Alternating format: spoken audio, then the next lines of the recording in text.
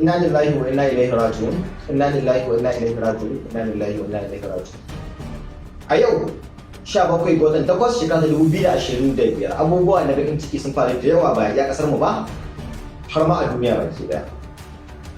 So a nan gida Najeriya, a nan arewacin Najeriya, sarkin zuru Mento Muhammad Sani na biyu Allah ya masa rasuwa a inda ya rasu a wani asibiti a London inda yake karɓar magani.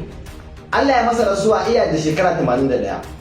Alhaji Muhammad Sani na biyu ya yi gwamna a ƙarƙashin jagorancin mulkin soji a shekara ta 1984 zuwa shekara ta 1985, wanda ya jagoranci wannan mulki ne a garin Bauchi. Ya yi gwamna a ƙarƙashin mulkin soja a ƙarƙashin mulkin Alhaji Muhammad Buhari.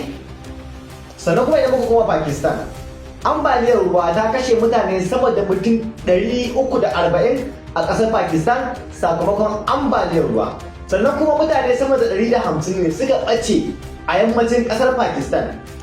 Sannan kuma idan muka kuma ƙasar China, sama da mutum 9 ne suka mutu sakamakon ambaliyar ruwa su ma a ƙasar China a arewacin ƙasar kenan. Kuma a idan muka kuma ƙasar Ghana, hadarin jirgi ya ritsa da ministocin ƙasar guda biyu a inda aka yi musu jana'iza ta ban girma a ƙasar. To wannan shine ƙarshen labarin namu. Allah ya samu dace, mugun ji mugun gani, Allah ya kare mu. Na barku lafiya.